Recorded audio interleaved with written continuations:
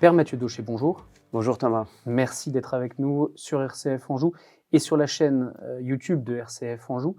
Vous êtes prêtre pour l'archidiocèse de Manille, c'est aux Philippines, à l'autre bout du monde. Vous vous occupez des enfants des rues. Alors certains ont pu voir un pan de votre mission, un pan de votre travail à travers ce très beau film qui s'appelle Sacerdoce. Peut-être un certain nombre d'entre nous l'ont vu au cinéma. Mais ce n'est qu'un pan de votre action là-bas à Manille. Alors vous êtes à Angers aujourd'hui pour une conférence et puis également aussi en visite auprès de membres de votre famille qui vivent à Angers. Je voudrais qu'on revienne tout d'abord sur ce que vous faites, votre mission là-bas à Manille. On a actuellement 29 centres d'enfants des rues qui accueillent 450 enfants des rues avec un peu plus de 200 professionnels philippins, des éducateurs, sciences sociales, psychologues et une dizaine de centres additionnels sur les bidonvilles et pour eux à peu près 2000 enfants avec une équipe d'une centaine de personnes qui s'occupent de ces centres de jour. Donc on est sur deux profils très différents. Quand on est loin, on imagine un peu les enfants des rues comme des enfants des bidonvilles, mais ce sont des profils très différents puisque les enfants des bidonvilles sont avec leur famille. Donc c'est les 2000 enfants qui passent dans notre centre de jour et ils rentrent le soir chez eux. Donc ils sont confrontés à une vraie misère, mais ils sont en famille. Et les enfants des rues, en revanche, sont des enfants qui ont quitté leur famille ou ont dû fuir le foyer familial. Et là, on a un centre qui est comme 29 centres qui sont comme des orphelinats, c'est-à-dire qui accueillent nuit et jour ces enfants, et il y en a 450 dans les foyers actuellement. Et ça depuis 1998 ? Ah bah ça a grandi, ah non, Ouais. en 98, on commence avec un centre. Et le problème, c'est d'en ouvrir un deuxième, puis un troisième, puis un quatrième, et puis un 29e. Et on est en voie d'en ouvrir deux additionnels cette année, très probablement. Mais vous savez, quand vous êtes auprès des enfants des rues, un enfant dans la rue qui a besoin de notre aide, on ne peut pas la refuser. Donc le reste est entre les mains du bon Dieu. Je suis bien convaincu qu'il ne les abandonnera pas, il ne les abandonnera jamais. Donc on ouvre. Mais le bon Dieu a peut-être un petit peu besoin d'action humaine finalement pour envoyer son aide, sa grâce, et c'est ça votre rôle? Oui, si vous voulez, la providence passe évidemment par des personnes, des événements, des moyens Aide-toi et le humains. ciel t'aidera, comme on dit. Oui, c'est une vérité, c'est-à-dire qu'il faut tout faire. En fait, il faut tout faire comme si le succès dépendait de nous, mais en ayant la conviction profonde et en sachant que les fruits dépendent de lui. Ça signifie que oui, il faut tout mettre en place. Il faut mettre en place les centres, il faut accompagner ces enfants. On a des professionnels qui sont exceptionnels, des psychologues, des assistantes sociales, parce qu'il faut faire ce travail, évidemment.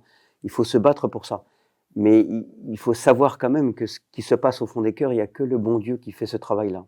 Donc on s'épuise à Manille pour 10% du travail. Mais 90% du travail, il se passe au fond des cœurs et c'est le bon Dieu qui fait ça. C'est pour ça que les temps d'adoration qu'on a dans les bidonvilles, les temps d'adoration qu'on a dans les chapelles avec les enfants des rues, ce sont les moments les plus précieux parce qu'on est dans un cœur à cœur entre le bon Dieu et les enfants et c'est ce qui permet au bon Dieu d'entrer dans les failles de ces cœurs et de venir les guérir. D'ailleurs, vous diriez, je me posais la question, est-ce que vous vous sentez un éducateur, quelqu'un qui est là pour sortir les gamins de la rue et de la misère? Ou vous vous dites: «Je suis avant tout prêtre et missionnaire et je dois parler de Jésus»? Ah, je suis prêtre, je suis prêtre. Je suis prêtre, c'est-à-dire que je veux juste être l'instrument du bon Dieu pour l'amener. Vous savez, je vais vous dire quelque chose. Il y a quelque chose qui m'impressionne toujours, c'est de me dire, et les prêtres ici en France vivent aussi ça, comme aux Philippines. C'est extrêmement compliqué, c'est ce que je dis dans le film Sacerdoce d'ailleurs. C'est extrêmement compliqué d'amener les gens au Christ. C'est très compliqué parce que l'être humain résiste, il ne veut pas, puis on est dans une société où il faut résolument se passer de Dieu. Donc Même aux Philippines? oui, c'est un pays catholique, mais l'être humain est comme ça. Il a besoin de tout maîtriser et de s'abandonner entre les mains de Dieu, c'est quand même assez compliqué. En revanche, pour un prêtre, c'est tellement facile d'amener le Christ aux gens. Par les sacrements, par justement l'adoration eucharistique. Je viens avec le Christ, et le dites pas, mais je dépose le Christ dans les poubelles. On va sur la décharge publique et on a ce temps d'adoration avec les familles. C'est tellement facile. Et là, il y a des miracles qui se passent. Nous, quand on est dans ces temps d'adoration, ce cœur à cœur, entre les plus pauvres et le bon Dieu, on sent qu'il y a quelque chose qui se passe qui est assez extraordinaire. Et de voir après des enfants si joyeux, de voir après des enfants qui sont capables de pardonner, je ne sais pas si on réalise ce que ça signifie, un enfant qui a été abandonné et qui est capable de pardonner à ses parents. Et c'est des pardons sincères, hein, c'est vraiment des pardons réels. Mais c'est une grâce que je ne maîtrise pas. Moi, je suis le témoin émerveillé de miracles quotidiens. Et qu'est-ce qui fait que ces personnes-là, vivant dans une extrême pauvreté, sont plus réceptives à la grâce de Dieu, à la présence des sacrements, que nous, occidentaux, dans une société qui repousse Dieu et qui a déjà tout le confort matériel? Bah, en fait, vous avez répondu à la question d'une certaine façon. Et le confort C'est-à-dire, matériel, c'est ça le problème? le confort matériel est un détail, non, parce que c'est un détail qui peut empêcher, hein, si on est focalisé là-dessus, mais c'est un détail. En fait, ce qui permet à ces enfants de vivre ce cœur à cœur, c'est qu'ils vivent une union mystérieuse avec le Christ dans la souffrance. Lorsque je vois un enfant qui dort sur les trottoirs, je vois Jésus, je vois le Christ. Le Christ est là, en fait, hein. Et c'est ce que nous dit Matthieu au chapitre 25. Ce que vous faites au plus petit d'entre les miens, c'est à moi que vous le faites. Celui que je vois là, allongé sur ce trottoir, c'est le Christ. Et lorsque je regarde le crucifix, lorsque je regarde le Christ crucifié, c'est l'enfant des rues que je vois. Donc il y a une union mystérieuse dans la souffrance qui se passe entre ce Christ crucifié, ce Dieu crucifié qui ne descend pas de la croix et qui nous dit sur la croix « Père, pardonne-leur » ou qui nous dit sur la croix « J'ai soif ». C'est une déclaration d'amour, c'est extraordinaire. Et on retrouve cette même soif chez les enfants qui sont crucifiés sur un trottoir. Et du coup, finalement, c'est pas étonnant. Ces enfants qui sont tellement unis à lui dans la souffrance vont partager inévitablement sa joie, sa paix, sa capacité à pardonner. C'est pour ça qu'ils ont un naturel assez étonnant. 26 ans auprès des enfants des rues cette année, je peux vous dire que je n'ai jamais entendu un enfant me poser la question de Dieu, de l'existence de Dieu. Jamais, c'est jamais arrivé. Si vous allez leur dire « je ne crois pas en Dieu », ils vont vous regarder en disant « mais il est fou ». Parce qu'ils vivent cette union-là. Et peut-être que nos pays civilisés ont cette faiblesse de croire qu'ils peuvent vivre par eux-mêmes et on met Dieu de côté. Mais Dieu, il est trop humble, il est trop discret, il ne va pas s'imposer à nous. Vous parlez de la souffrance du Christ, mise en parallèle avec la souffrance de ces enfants qui vivent dans cette extrême pauvreté, mais est-ce à dire que pour être sauvé par Dieu, il faut souffrir? On doit passer par ça? Est-ce que Non. le christianisme est une religion doloriste? Non, je passe ma vie à me battre pour que la souffrance des enfants disparaisse et je me battrai toute ma vie pour ça. Donc non, évidemment non, c'est pas désirer la souffrance pour la souffrance, c'est une aberration. Mais c'est d'être conscient que ici sur Terre, c'est un pèlerinage et qu'on passe tous par la souffrance. Il n'y a pas quelqu'un qui ne passe pas par la souffrance. Or, cette souffrance est le lieu mystérieux de l'union au Christ. Encore une fois, le Christ, d'ailleurs il y a tout un groupe au pied de la croix qui lui dit « si tu es Dieu, descends de la croix ». Est-ce qu'il descend? Non, il ne descend pas. Sa réponse, c'est pas de descendre de la croix d'un claquement de doigts pour montrer sa puissance. Sa réponse, c'est « j'ai soif ». Mais Mère Teresa a mis cette parole dans toutes les chapelles de sa congrégation. J'ai soif, c'est pas une phrase anodine. On imagine le Christ qui nous dit ça, me dit ça personnellement, qui vous dit ça à vous, qui dit ça à tous vos auditeurs. J'ai soif, il a soif de votre amour. J'ai un des enfants qui est un jeune avec handicap et qui, lorsque je rentre dans ce foyer où on a des jeunes avec handicap mentaux qui ont été abandonnés dans les rues, hein, il me traîne par la main et puis il me montre le portrait du Sacré-Cœur. Il me dit « regarde sa main ». Alors je regarde la main qui présente le cœur du Christ, évidemment. On dit Dieu nous donne cet amour. Mais ce jeune me dit « non, regarde l'autre main ». Et l'autre main était tendue comme un mendiant. Il me dit « regarde, Jésus mendie ». Et il ajoute « il mendie notre amour ». Et vous voyez, c'est un jeune avec handicap, un jeune de la rue qui a été abandonné dans les rues de Manille, qui vient nous donner la leçon la plus simple, mais la plus essentielle. Le Christ a soif de notre amour. Et notre mission, ma mission aux Philippines, votre mission à Angers, c'est la même. Il faut apaiser la soif du Christ. Père Mathieu Daucher, je le rappelle, donc vous êtes prêtre pour l'archidiocèse de Manille aux Philippines. Vous vous occupez des enfants des rues depuis maintenant 26 ans, vous nous avez dit. Je voudrais revenir un peu sur votre parcours. Vous êtes français, vous êtes né à Versailles. Est-ce que vous êtes issu d'une famille pratiquante? Vous avez toujours été élevé dans la religion chrétienne? Voilà, racontez-nous un peu comment a germé cette petite graine de la foi en vous, hein? Alors donc on rentre dans la partie la moins intéressante de l'émission, hein, c'est ça, si je comprends bien.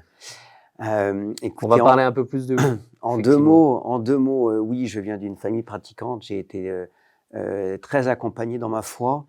vivant certainement une forme de conversion spirituelle en découvrant la réalité de la présence réelle, de comprendre que le Christ est effectivement devant moi dans ce temps d'adoration, devant moi dans l'Eucharistie, et ça m'a beaucoup bouleversé dans ma foi. C'est certainement ce qui m'a fait rentrer au séminaire.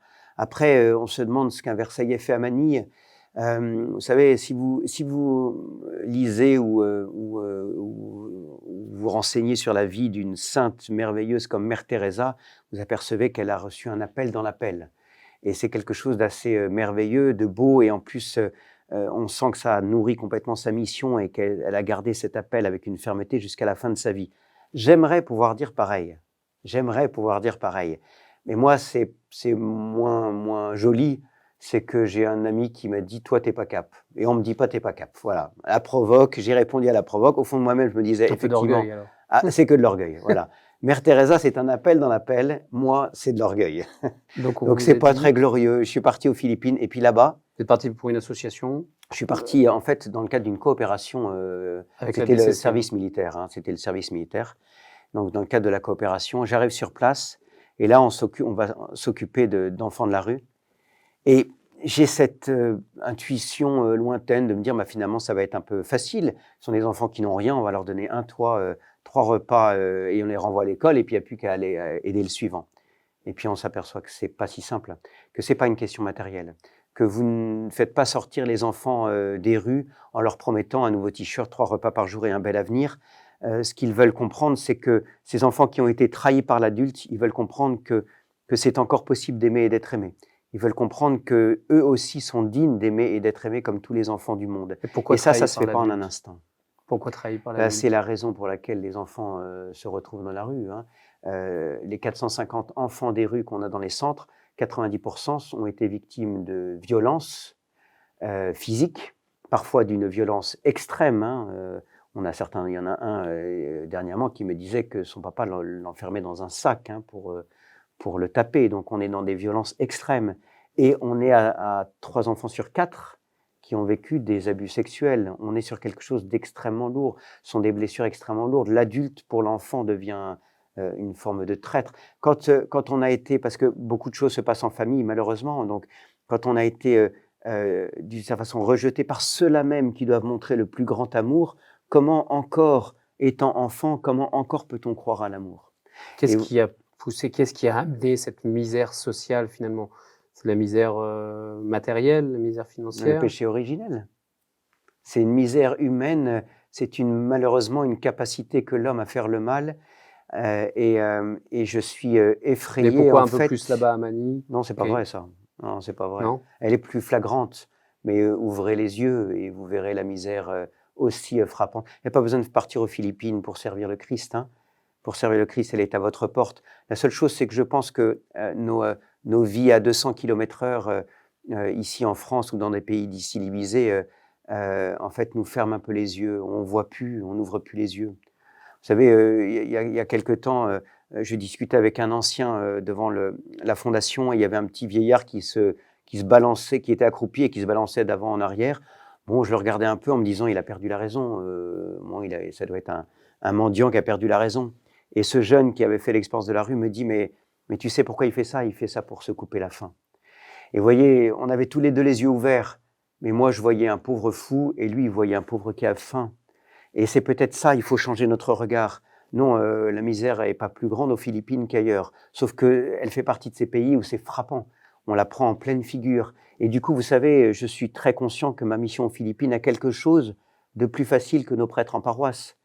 Parce que moi, le Christ, je le vois tout de suite sur la décharge. Je le vois tout de suite sur les trotteurs de Manille. Donc on a d'une certaine façon, cette facilité à identifier le Christ immédiatement devant nous pour aller le servir dans les plus pauvres. Mais ici, sur vos paroisses, vous la voyez, la petite dame qui se sent seule, la petite dame qui est laissée toute seule, ou cette adolescente qui est en crise et qui essaye de ne pas le montrer. Vous voyez, on a des pauvres partout, il faut juste ouvrir les yeux. Or, on est tellement c'est un TGV notre vie, hein. On est tellement obsédé par le fait de réussir sa vie qu'on devient focalisé sur le succès. Et le bon Dieu, il s'en fout du succès. Il veut les fruits. Père Mathieu Daucher, là vous êtes assez fort, c'est toujours pour revenir au bon Dieu, alors qu'on avait commencé à parler de vous. Mais vous le disiez, on n'est pas obligé de partir aux Philippines pour servir le Christ. Mais tout de même, pourquoi partir là-bas? Pourquoi pas devenir prêtre diocésain, justement, vous qui vantez tellement les mérites du prêtre diocésain? C'est quoi? C'est par facilité que vous êtes parti là-bas? Parce que c'est plus facile de parler du Christ là-bas? Mais peut-être, je sais pas l'analyser, hein, heureusement que je vais pas m'analyser tous les matins pour me demander pourquoi je suis parti au bout du monde. Mais peut-être que le bon Dieu s'est dit, celui-là, hein, je le vois pas en paroisse, c'est pas possible, il en est pas capable. Donc on va lui mettre une petite mission, il pourra vraiment ouvrir les yeux. Il a vu le plus aveugle en fait, donc peut-être que c'est la manière avec laquelle il peut agir. Vous savez, quand on dans l'Évangile, on lit ce magnifique évangile du serviteur inutile, je pense qu'il y a une force du message qui est assez étonnante. C'est que plus on est inutile, ça ne veut pas dire inactif, hein, mais plus on est inutile, plus on le laisse faire. Donc il est certainement allé chercher celui qui est le moins capable pour pouvoir justement faire que la fondation fonctionne si bien en fait et soit si belle. Je m'émerveille tous les jours, hein, de la beauté de cette fondation et c'est quelque chose qui nous dépasse complètement, complètement. La Providence vient nous aider chaque jour, quotidiennement pour tenir cette fondation à bout de bras et voir que des sourires refleurissent tous les jours. Donc moi je suis dans l'action de grâce, hein. Je bénis le ciel d'être là-bas. Vous voulez ma place? Je vous la donne pas, hein. Vous la voulez? Ben, je vous la donne pas. Vous la voulez, vous me donnez un chèque d'1 million de dollars pour prendre ma place. Alors je prends le chèque d'1 million de dollars quand même, mais je vous la donne pas ma place. Non, non, vous l'aurez pas. Moi, je suis dans l'antichambre du paradis. Alors on vient de sortir de l'enfer, hein, avec la rue de Manille et la décharge, mais à la fondation et dans l'antichambre du paradis, je vous assure. Il y a une joie extraordinaire. Et ça vient Justement, tout a commencé en 98 pour vous. Ça fait plus de 20 ans maintenant. Est-ce que vous commencez à en voir les fruits de votre action, puisque ces enfants-là grandissent, peut-être trouvent un métier, fondent une famille? On a parlé des mauvais, enfin, de la difficulté, de la misère sociale que vous avez pu voir. Vous nous avez parlé de ces enfants battus, de ces enfants violentés. Je voudrais que vous me racontiez des belles histoires. Oui, alors vous vous trompez de vocabulaire, pardon. Mais vous me dites, est-ce qu'on commence à en voir les fruits? Les fruits, je les ai vus dès le premier jour. En revanche, vous parlez de succès. De voir des anciens enfants de la rue qui sont aujourd'hui papa et maman, et qui sont des papas aimants et des mamans aimantes, et qui ont trouvé un travail et qui ont construit leur vie. Oui, moi, tous les dimanches maintenant, les anciens savent que c'est le moment que je peux leur consacrer. J'ai moins de travail à la fondation. Hop, ils viennent sans arrêt me visiter avec leurs enfants, montrer. J'en ai plein qui m'appellent grand-père parmi les petits. Donc oui, on voit ces succès-là. Et ça, c'est merveilleux, c'est des merveilleuses consolations. Mais encore une fois, c'est pas le plus important. Je me fiche de savoir combien vont devenir médecins, avocats ou je ne sais quel métier, infirmiers, médecins et autres, même si on fait tout pour ça. On se bat pour ça. Mais finalement, je m'en fiche. En revanche, les fruits. Je suis arrivé le 7 septembre 98 à Manille. Le 8 septembre, je voyais les fruits. Pourquoi? Parce que quand vous voyez un enfant qui sort de la rue et qui retrouve le sourire dans le cadre de la fondation, le bon Dieu, il est déjà venu travailler au fond de ce cœur. Les fruits, c'est en permanence. Moi, je suis baigné dans ces fruits extraordinaires du travail du bon Dieu, parce que dans le cœur des enfants des rues, il peut travailler. Est-ce que le bon Dieu peut travailler dans votre cœur? J'espère que oui. Mais comment le bon Dieu peut travailler dans votre cœur? Ben, si vous le laissez travailler. Et ça, c'est et par la prière et par l'attention auprès de l'autre. C'est une certitude, il faut le laisser travailler. Et en fait, vous voyez, c'est peut-être pour ça d'ailleurs que je suis à Manille, c'est qu'en fait, moi, je le laisse faire. J'ai rien à faire en fait. Je suis là-bas, on met en place la fondation, mais on le laisse travailler. C'est lui qui bosse. Et il bosse bien. Père Mathieu Daucher, vous êtes, je lisais que vous étiez l'auteur d'une biographie de Darwin Ramos, qui est donc serviteur de Dieu. C'est l'étape avant une future béatification. C'est un ancien bénéficiaire de la fondation à Manille. Donc le procès en béatification est ouvert.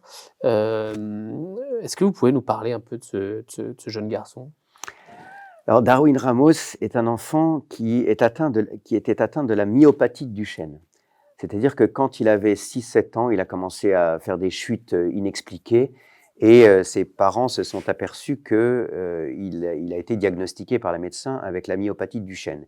Et très vite, il s'est retrouvé à ne plus pouvoir marcher. Il avait encore un peu de force dans les bras. Et malheureusement, son père, qui était tombé un petit peu dans l'alcool, a vu une opportunité de pouvoir se faire un peu plus d'argent. Donc, il utilisait son pauvre garçon qui rampait, qui était mis à la sortie d'une station de métro pour ramper, mendier et rapporter quelques pesos qui malheureusement servaient à acheter les bouteilles du papa. Et la maman, les éducateurs ayant rencontré Darwin dans la rue et en discuté avec lui, la maman nous a un petit peu appelé à l'aide pour demander à ce que la fondation puisse accueillir ce jeune garçon. Et là, on a vu arriver un garçon d'une qualité d'âme, d'une noblesse d'âme inimaginable, avec une profondeur spirituelle qui était très, très impressionnante. Je vais vous donner un exemple, mais il avait 13 ans, je rentre dans son centre, ce petit garçon qui était en chaise roulante et dont vraiment tous les muscles s'affaiblissaient. Et Darwin me voit rentrer et dit « Father, je voulais te dire, je sais qui est Jésus ». Alors, je dis à Darwin, bah, tu as de la chance parce que moi, ça va me prendre une vie entière pour apprendre à le connaître. Alors, dis-moi qui est Jésus. Et Darwin me dit, Jésus, c'est celui dont les prêtres prennent soin. Et là, j'ai réalisé qu'il ne me donnait pas une définition du Christ, mais il me donnait une définition du prêtre. Prendre soin du Christ dans l'Eucharistie, évidemment, d'abord et avant tout, et prendre le soin du Christ dans mon prochain. Et je me suis pris une claque en me disant, mais est-ce que je prends soin du Christ? Puis je me suis dit, c'est la définition de tout chrétien qui m'a donné. Une définition toute simple, mais merveilleuse. Un garçon malade de la rue de 13 ans me donne la définition merveilleuse de tout chrétien. Est-ce que je prends soin du Christ? Est-ce que vous prenez soin du Christ? Est-ce que vous, auditeurs, vous prenez soin du Christ? Vous voyez, c'est assez phénoménal comme définition. Il avait une profondeur phénoménale. Et il avait une vie de prière intense, qu'il a vécue dans une vie vraiment de souffrance. Il me disait qu'à chaque fois qu'il sentait la souffrance lui prendre tout son corps, parce qu'il y avait des moments où il avait des temps de souffrance terribles, il me disait, mais je sais que Jésus porte du fruit dans le cœur de quelqu'un à l'autre bout du monde. Donc il tenait, c'était la persévérance. Il s'accrochait comme le Christ sur la croix. Il me disait, il faut que je tienne jusqu'au bout comme lui. Un enfant, hein, je ne parle pas d'un vieux moine qui a une expérience extraordinaire de la prière et de cette union au Christ, je vous parle d'un enfant. Et sa dernière semaine a été impressionnante puisqu'il a vécu, c'est comme s'il avait vécu la passion du Christ en fait. Vous voyez, il était à l'hôpital depuis quelques jours et je vais le voir le jeudi. Et c'était comme le jeudi saint. J'entre dans cette petite chambre d'hôpital et je vois Darwin effrayé. Et on voit la peur hein, dans les yeux on peut lire la peur dans les yeux. Hein. Moi, je me souviens, il y a un jeune qui s'était fait tirer dessus devant moi et il m'avait jeté un regard juste avant. Il avait la peur dans les yeux. C'était impressionnant. On la lit, la peur dans les yeux. Et Darwin avait cette peur dans les yeux. Et je lui demande, mais qu'est-ce qu'il y a? Il me dit, il faut prier. Et je lui dis à Darwin, mais il faut prier parce que tu as mal, c'est pour ta maladie. Il me dit, non, il faut prier parce que je me bats. Et je lui dis, mais tu te bats contre la maladie? Il me dit, non, je me bats contre le démon. Et je suis convaincu que c'était vrai. C'est-à-dire que Darwin était à ce moment-là, à quelques jours de sa naissance au ciel, il avait une âme tellement pure que le démon se cachait plus, comme les grands saints, et qui vivait un véritable combat. Et on a prié le chapelet ensemble, je lui ai donné les sacrements, et il priait avec moi, je passais moi-même les grains du chapelet, parce qu'il avait plus de force dans ses mains. Et je le voyais, il priait en même temps avec moi et parfois il s'arrêtait et il avait un regard fixé sur le plafond, il était suppliant. Et après son décès, je me suis aperçu que juste au-dessus de sa chambre, et pile au-dessus, ce qu'il regardait fixement, en fait, il y avait la chapelle de l'hôpital. Il fixait fixement le tabernacle, en fait, à chaque fois qu'il était pris par la terreur. C'était étonnant, quoi. Puis après, on l'a accompagné, on n'a pas le temps malheureusement, il faudrait 1h30 d'émission. Mais après, on l'a accompagné jusqu'à son décès, où il est vraiment parti, il suivait les pas du Christ. C'est très, très étonnant.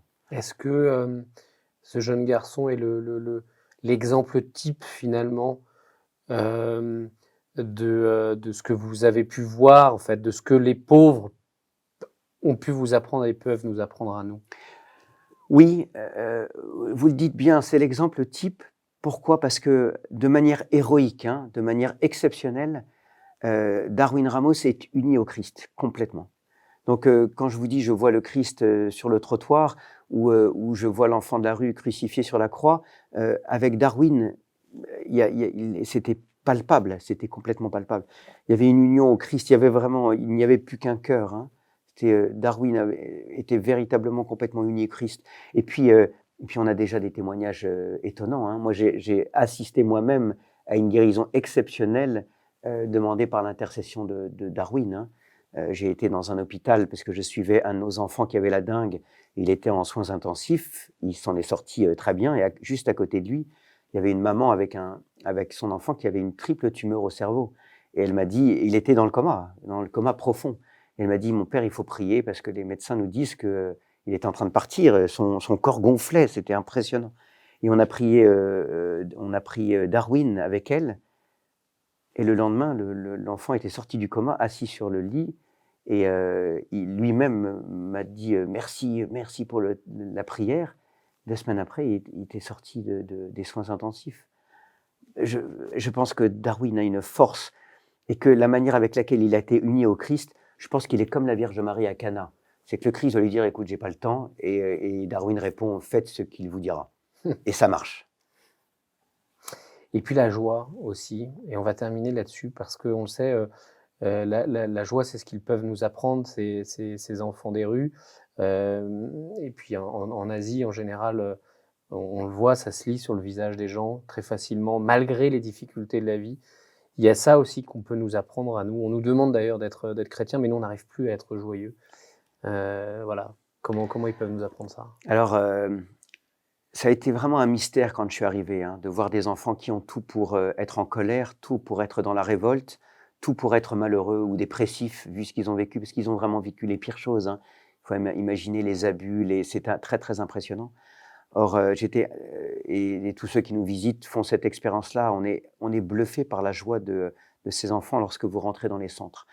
Et j'ai essayé de réfléchir à ça. J'ai même écrit un essai là-dessus sur ce prodigieux mystère de la joie, parce que on s'aperçoit en fait qu'il y a une joie basique qui peut s'apparenter d'une certaine façon au plaisir. Je sais pas, je mange un bon gâteau, ou je fais un bon repas, ou je partage un bon moment avec des amis. Mais on voit que c'est une joie qui est auto-centrée en fait. Elle est centrée sur moi. Elle peut être tout à fait légitime. Je vais passer un temps en famille. Mon Dieu, ce que j'en ai besoin, et je pense que c'est tout à fait légitime. Mais elle reste un petit peu auto-centrée. Et on voit qu'il y a une joie qui est supérieure déjà, et qui est celle qu'on va ressentir au fond de ses tripes lorsqu'on la donne.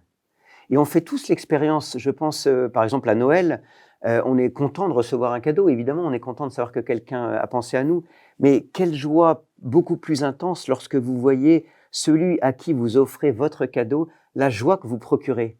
Vous le voyez ouvrir votre cadeau et puis vous le voyez s'illuminer. À ce moment-là, vous avez vous-même une joie encore plus intense d'avoir procuré cette joie à l'autre.